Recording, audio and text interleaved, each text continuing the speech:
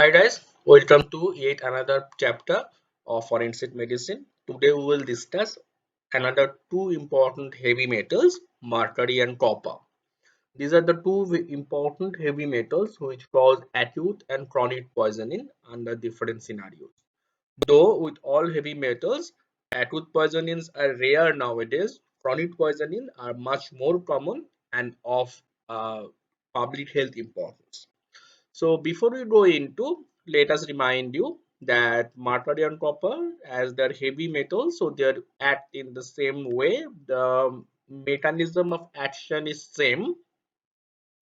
They will bind to enzymes at their sulfhydryl groups and will inhibit various protein synthesis, and that will lead to various clinical manifestations. So first we'll deal with mercury, then we'll. So mercury is also known as quicksilver or liquid silver. The metallic mercury, it's a heavy silvery liquid. Elemental mercury is non-toxic per se, but the mercury vapor is toxic because it is absorbed from our respiratory tract. So the common mercury salts which are poisonous to us are mercury chloride, which is also known as corrosive sublimate, mercury sulfide, and mercurous chloride. Now this mercury sulfide is red in color and its colloquial name is vermilion or sindoor. It is used by Bengali married women on the scalp. So as in the lead, we read about red lead. Red lead was also used as sindoor, but in non-Bengali Hindu married women, especially in the Bihar UP. And mercury sulfide is used in Bengal. And mercurous chloride or calomel is white. Now, but a difference of mercury is that from mercury, the organic salt is much more poisonous. The organic salts are phenyl, methoxymethyl, or ethyl or methyl mercury. Why they are much more poisonous? Because these organic mercury salts, they stay in the body for a longer period of time. So the toxic manifestations are cumulative effect. This one is this is elemental mercury and this is mercury sulfide. Mercury sulfide can be given to you in the practical exam as a specimen. So you have to describe that this is a red colored powder, bright red in color. Uh, so this is mercury sulfide. Now toxidotinated soluble mercury salts, they are absorbed through the GIT, mercury vapor. These are absorbed across the respiratory tract. Skin ointments are available which contain some material salts. So if those are applied, mercury can be absorbed across intact skin also. After absorption, mercury gets deposited in different kinds of tissues, mainly liver, kidney, and bones. And in case of inhalation, maximum concentration occurs in brain. Organic material compounds, they can pass across the placental barrier and fetus have teratogenic effect. And it is seen that the fetus have more concentration of methyl mercury than the mother. Mercury is mainly excreted through the kidney, bile, and large intestine. Now, what are the sources of exposure through which chronic or acute mercury poisoning can occur? For acute poisoning, the one and only source is consumption of mercurial salts in a fatal amount. However, that's unlikely because mercurial salts, they have a strong metallic taste, so they're difficult to ingest, and they have a higher fatal dose, so a large amount have to be ingested. That's why acute poisoning are rare. In case of chronic poisoning, the exposures can come from occupation or accidental exposure. So, breaking of mercury fluorescent light bulbs or handling of liquid mercury uh, while breakage of thermometers, that is at home you have a thermometer which got broken, so the liquid mercury is shiny, so the children they can get attracted to it, they handled the mercury. and that mercury can be absorbed through the intestine. So in this case also accidental acute poisoning can occur. Insertion or removal of dental amalgam restorations can generate mercury vapor or respirable particles. Occupations that have greatest exposure to mercury are mining and processing of the ores, that is the miners, and also where mercury is used, that is barometer manufacture, thermometer manufacture, etc. Dietary exposure to mercury can come from the exposure of through methyl mercury. How? Sure. So here, this is a factory where the fossil fuels are burning, waste are generated. The liquid waste it's then mixed into the water. Gaseous waste it goes into the clouds and other gases. So condensation occurs, rain occurs. So here also all the pollutants from the air also they are coming into the water. Now, in the water, this mercurial salts, the inorganic mercury, they are acted upon by some bacteria, so converted into methyl mercury or ethyl mercury and the other organic mercuries. These organic mercury, they are they get inside of the planktons. The planktons eat this organic mercury and and incorporate them.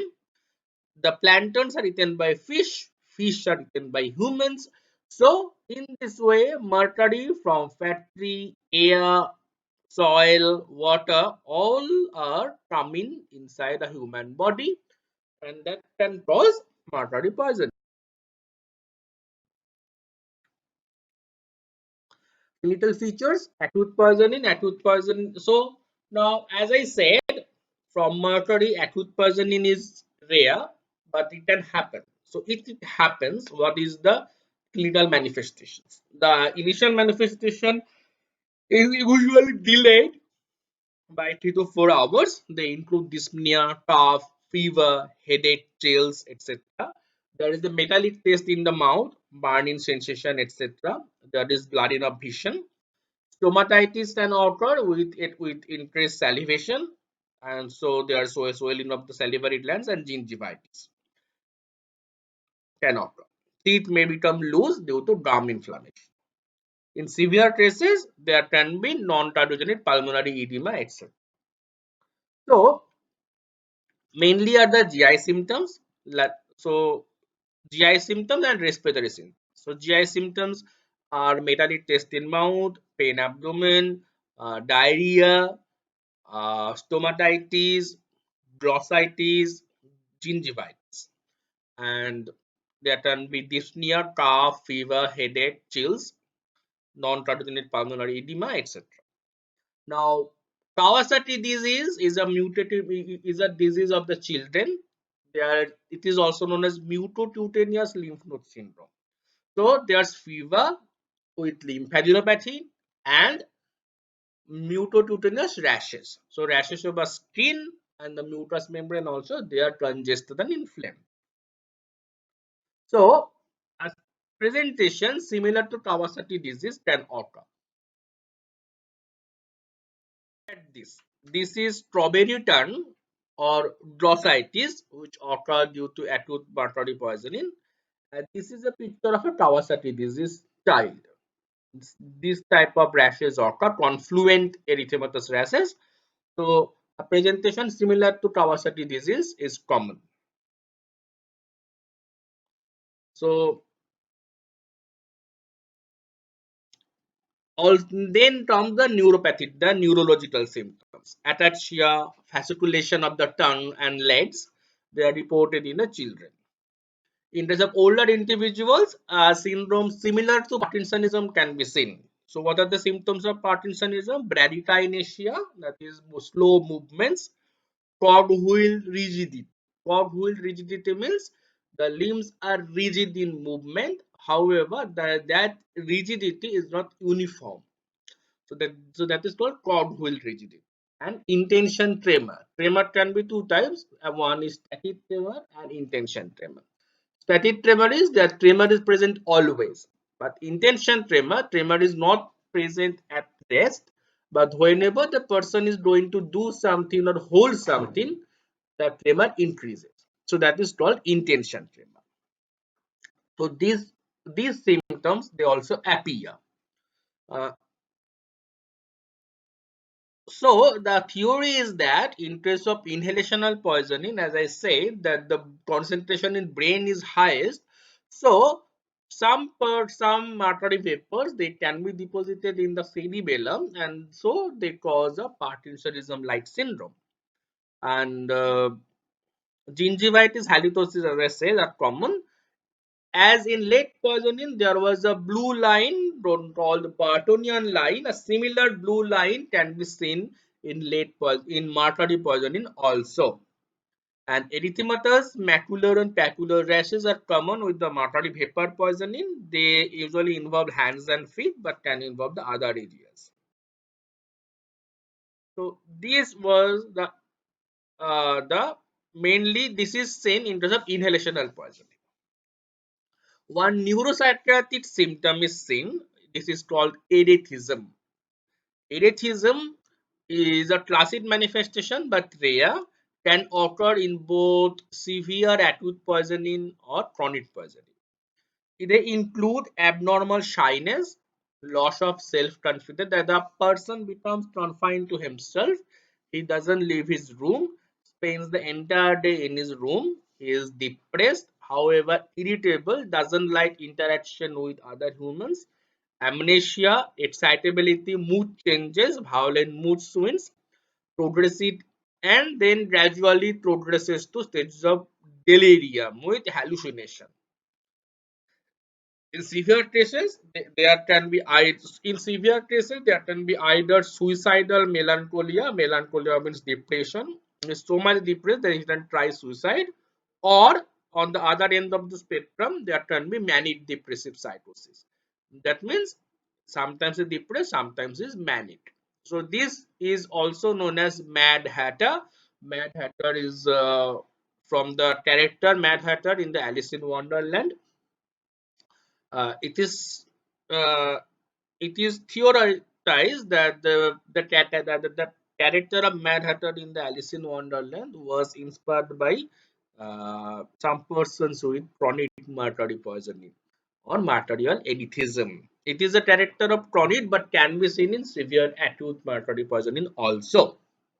Another symptom is Marcoria lentis. Marcoria lentis is characterized by brown reflets of the anterior lens capsule of the eye. That is, the anterior lens capsule they include brown due to deposition of fine mercury salts. So this is called Marcoria lentis. This this deposition of lens can also be seen in copper poisoning also. Then it is called chalcosis lenti. So but in case of mercury, it is known as Mercuria lentis. Renal damage can occur due to membranous glomerulonephritis with highly interest and fatty dust in the urine.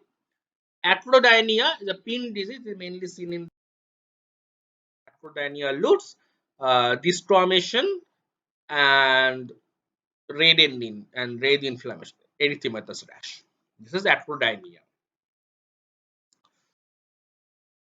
So now we'll go into the chronic mercury poisoning. Chronic mercury poisoning is occurred.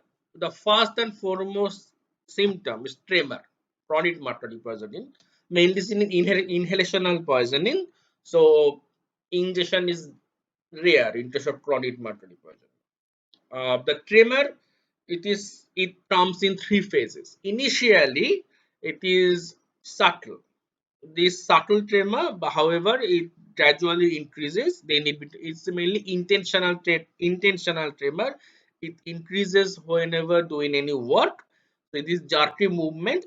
So lately it starts with the hand, then later it can progress to lip, tongue, the arm as a whole, in leg also. So this is called Dunbury tremor. Why it is called Dunbury tremor?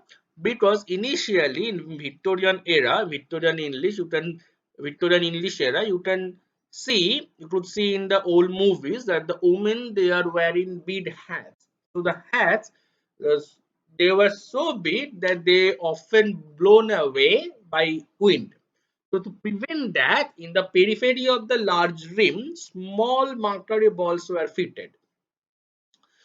However, in mating of those small mercury balls and attaching them to the hat, the person who were mating the hats, they were exposed to m- m- mercury vapor and in turn chronic mercury poisoning much more than other professions. That's why it was much more common in terms of hatters. Now, Danbury was a town in which hat making industry or hat making factory was there. So in its workers, this tremor was seen. That's why it will become famous as Danbury tremor. And later it increased, then it is called Hatter's shake. Hatter's shake or glass bowler shake. Why glass bowler shake? Because in terms of glass bowl, pollution of the glass bowl, mercury was used. So those workers also they got this shake, the tremor due to chronic mercury poisoning. So the tremor is severe in intensity than Danbury tremor. So any kind of delicate movement, they are grossly impaired, that is shaving, writing, holding a spoon, etc. In the severest form, it is called contatio marturalis. Literally, no activity is possible because the tremor is so much. The person is confined to bed and he needs assistance, even going to bathroom, feeding, changing of clothes, bathing, etc. Now, poisoning with organic mercurials. The organic mercurial salts, the features are related mainly to the CNS. They include dysarthria, ataxia, paresthesia, neuropathies, diminished auditory and visual acuity, mental deterioration, etc. Chorea is a dancing type of movement. Chorea atoptosis. Chorea can be seen in the mercury poisoning also, chronic mercury poisoning. And all the other features that were discussed in acute poisoning, they are also seen, except the GI symptoms in a diminished intensity. They all can be seen in case of a chronic mercury poisoning also. So there can be renal failure due to glomerulonephritis, but of a lesser degree. There will be some GI disturbances, but also lesser of a lesser intensity. There can be some hepatic damage and also the Parkinsonism like symptoms, the erethism, all can be seen in terms of chronic mercury poisoning in a diminished intensity over a longer period of time. A special type. Now, if you go into the history in the 1952 to 1970, in Japan there was a water body called Minamata Bay on the island of Kyushu. 2000 more than 2000 people were diagnosed with neurological symptoms of this ataxia, paresthesia, amnesia, stuttering gait, weakness. So these are this ataxia, paresthesia, amnesia, diminution of hearing, dysarthria, narrowing of vision, stuttering gait, weakness. See, all of these are mentioned here as symptom of ordinary martyrial.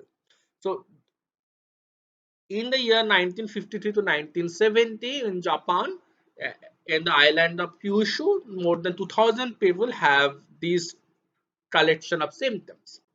So some progressed to paralysis, stuporous, and many people died, more nearly 100. Now later on research, it was called Minamata disease, and later on it came out to be due to organic mercury poisoning. Okay.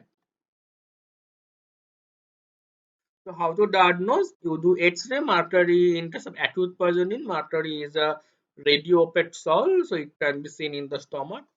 Blood mercury level. Blood mercury level is done. The normal level is less than 3 microgram per 100 ml. If it's more than that, so that's the diagnosis. Urine mercury level is the best biological marker. Increased urine mercury level over 24 hours is the best marker. Also, analysis of hair. Mercury is deposited in hair.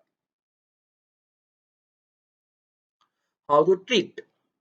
Now, in case of acute poisoning, um, you administer laxatives for the decontamination.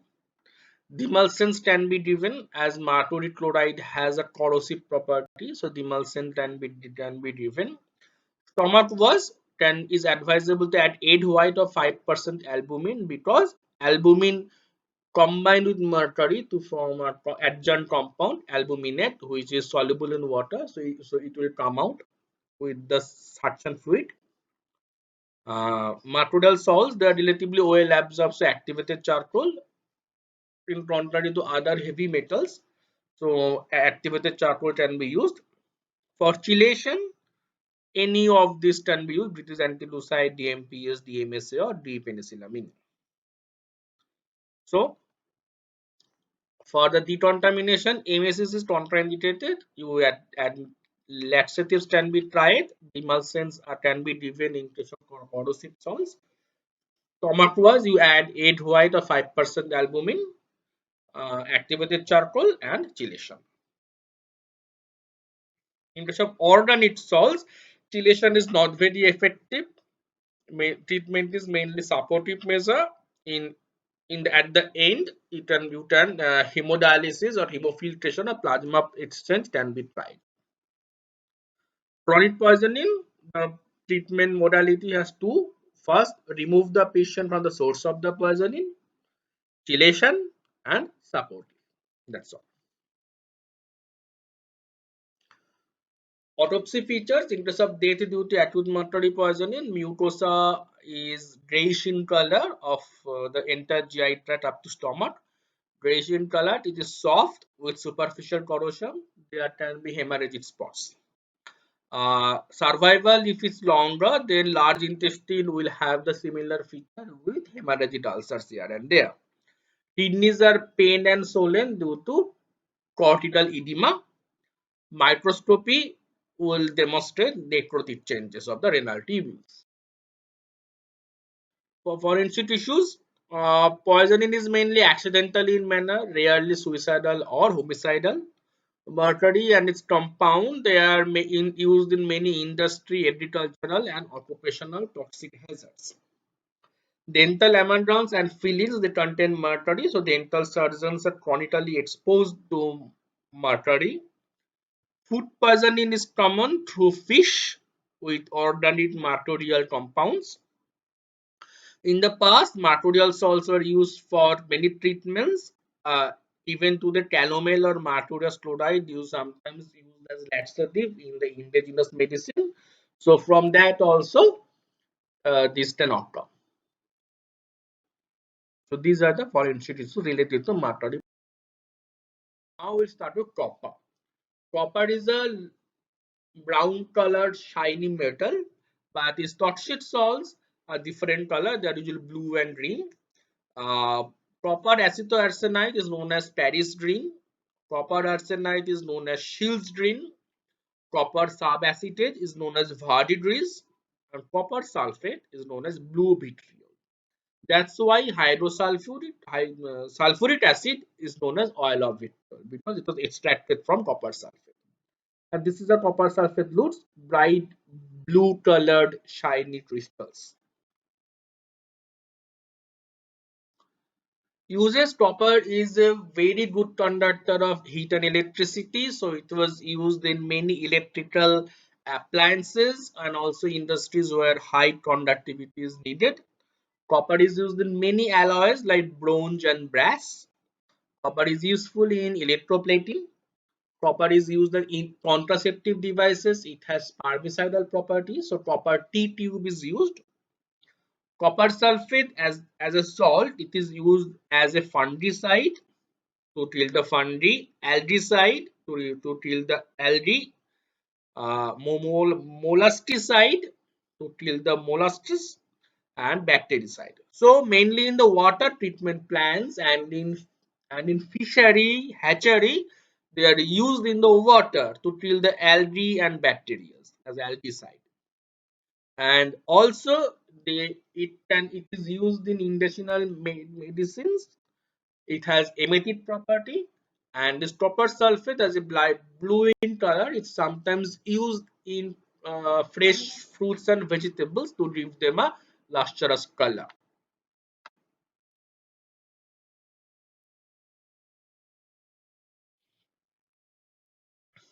Toxidotynetics, copper can be absorbed through GI mucosa and from intact skin.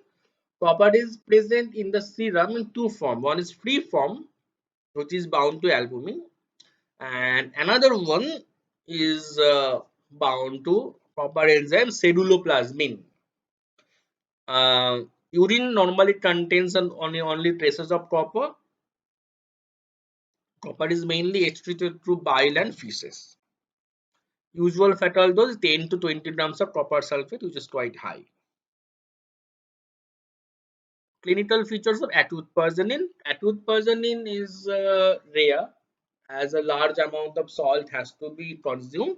But if it at all occurs, the features are usually first there will be abdominal pain, vomiting will be bluish and greenish, diarrhea. Now this vomiting and diarrhea will lead to acidosis and this electrolytemia, which can lead to myalgia. Now next in the next it can cause pancreatitis. This pancreatitis and hemolysis will lead to jaundice. It it affects kidney also. There's oligoria and renal failure, and at the late stage there will be seizure, delirium, convulsion, coma. Now, in case of copper poisoning, main target organ is liver. So is the these there's hepatomegaly, liver tenderness, increased level of liver enzymes, jaundice is seen from the second or third day of ingestion of copper salts. So this feature, there's mild abdominal pain, nausea, vomiting, diarrhea. Then there's hepatomegaly, liver tenderness, increased liver enzymes, jaundice. This picture resembles acute hepatitis. Acute renal failure develops in 20 to 40% of cases. With acute copper poisoning is believed mainly due to intravascular hemolysis. Okay, so this is the acute. Inhalation of copper dust or fume can cause fever with cough, sore throat, and conjunctivitis. This constellation of syndromes is known as metal fume fever. Metal fume fever is seen in acute copper poisoning also, but it is classical with zinc poisoning. Zinc, mainly zinc fume. Okay, so as it is classical with zinc, but can be seen in copper also.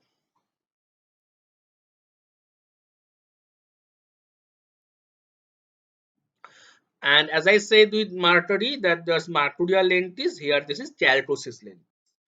Copper is lodged, copper it can get lodged in the eye accidentally, then it will lead to uveitis. With time, this copper will dissolve and disseminated into the lens, and then it will get incorporated there, and it will cause a greenish brown discoloration of the anterior lens capsule. This is this looks greenish brown when lit to slit lamp. So this is called chalcosis lens.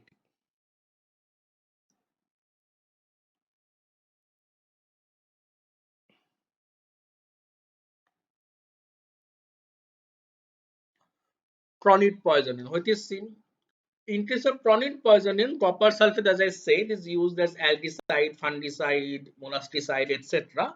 So in gardens and vineyards, copper sulfate spray is used as insecticide. So people who is spraying it is exposed to this copper chronically, and then they in them it cause vineyard sprayers learn disease. So there's histiocytic granulomatous gland. Liver damage is also common. In case of a swimming pool, where this copper sulfate is used as a algaecide, chronic exposure to that water can cause greenish discoloration of hair. Now, cooking in copper vessels or brass vessel can cause copper poisoning, as the various salts and spices and acids like lemon juice, they are used in the cooking. They act with the copper and they often cause formation of verdigris or copper subacetate. Acetic acid used is the vinegar. So in case of vinegar used in the protein or lemon used in the cooking, that will react with the copper and from verdigris. From that verdigris, uh, chronic copper poisoning can occur. Earlier days, copper মানে যাতে বাংলা কাঁসার বাসন বলে, so those dishes were used or plates were used for eating. But whenever you're eating something sour, that is a chutney or a pickle, on that kashar thala, that chutney or pickle, it will react instantly and a greenish or bluish tinge is seen on the kashar thala. That is due to verdigris. This makes the carbonated water, citrus fruit juice, acidic beverages, etc. If they're stored, they also verdigris will be formed and can cause chronic copper poisoning. Chronic copper toxicity is a hallmark of a host of a few diseases. One of them is Wilson's disease. Wilson's disease is an autosomal recessive genetic disorder in which there's a deficiency of ceruloplasmin. So copper is not bound to say to ceruloplasmin. It is much more available in the free. So it can travel. So it gets circulated in the blood and it can come, and so it leads to chronic copper toxicity. Skin exposure can cause severe irritation, itching, erythema, dermatitis, eczema, etc. Now, there's another disease where chronic copper toxicity is seen.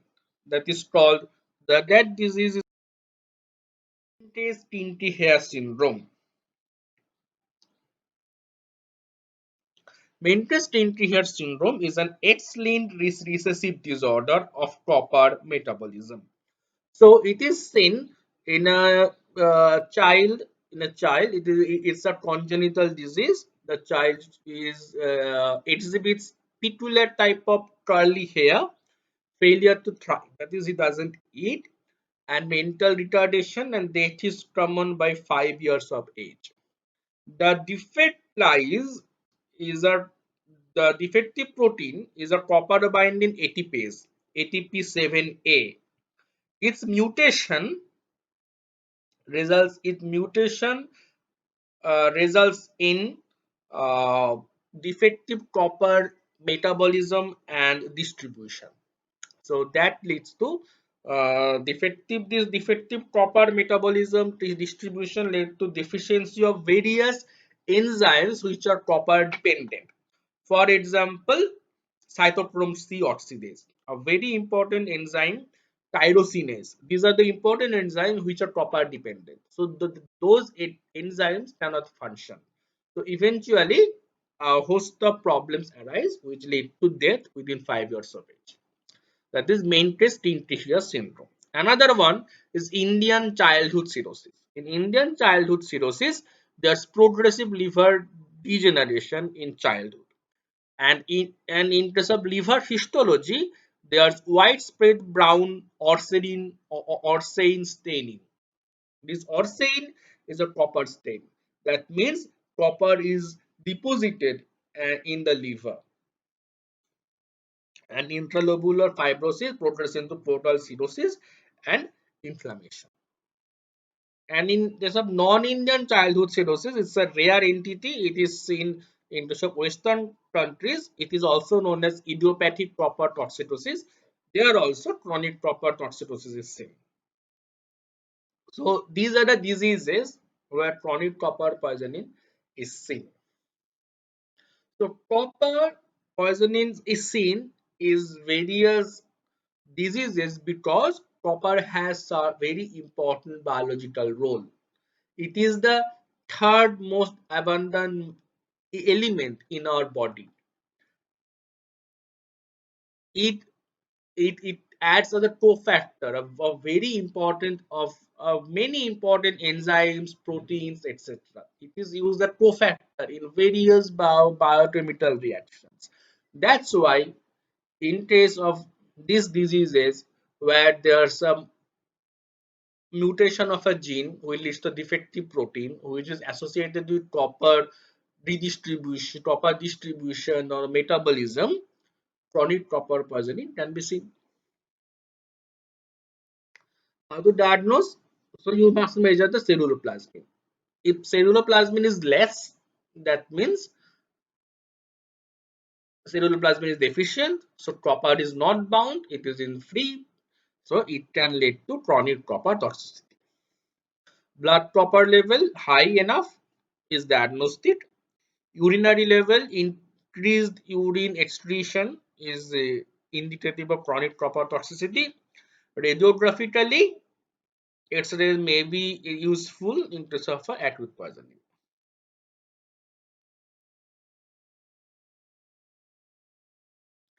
Treatment: stomach wash. Stomach wash can be done with potassium ferrocyanide because it will form to treat ferrocyanide, uh, which is insoluble. So now it cannot be absorbed. Induction of MS is contraindicated because copper sulfate is intense emitted.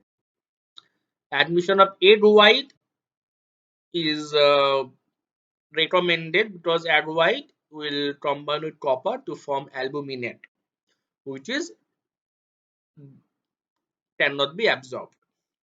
Relation: D-penicillamine is the mainly the drug of choice. However, British anti-leucide or EDTA can be used. Hemodialysis is useful in the early stages of poisoning, even when the copper is circulating in the bloodstream as free copper. But, but in case when the liver damage or renal damage is already established, this hemodialysis is not of much help. The metabolical issues: copper sulfate has been used for suicidal purposes, rare. In my personal experience, in my internship, I have seen a patient, it was a teenager boy who has ingested copper sulfate. He was brought in with intense vomiting. I was doing the gastric lavage. I did the gastric lavage, then the child gradually survived. It is not used for homicidal purposes because of the color and strong metallic taste. Accidental poisoning may occur when copper is added to the food and vegetables, fruits to keep the green color. Copper sulfate is used as antidote in case of phosphorus poisoning. However, as copper itself is poisonous, it is discouraged. Copper poisoning can be seen as food poisoning because formation of subacetate on copper vessels is an alleged cause of poisoning resulting from contamination of food. When this is ingested, serious toxicity can result. Cooking in copper or brass vessels can cause copper poisoning due to the same mechanism. Copper poisoning can also result from when fruit juices, citrus juices, acidic beverages they're stored in copper containers due to formation of verdigris. Churches in some developing countries they distribute a spiritual green water. It contains copper sulfate, so it can lead to chronic copper poisoning.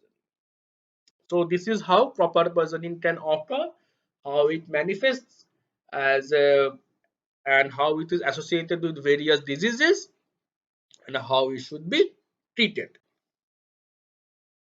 Very much for your time and patience. I hope I have been able to discuss copper and mercury poisoning to a level where it is understandable.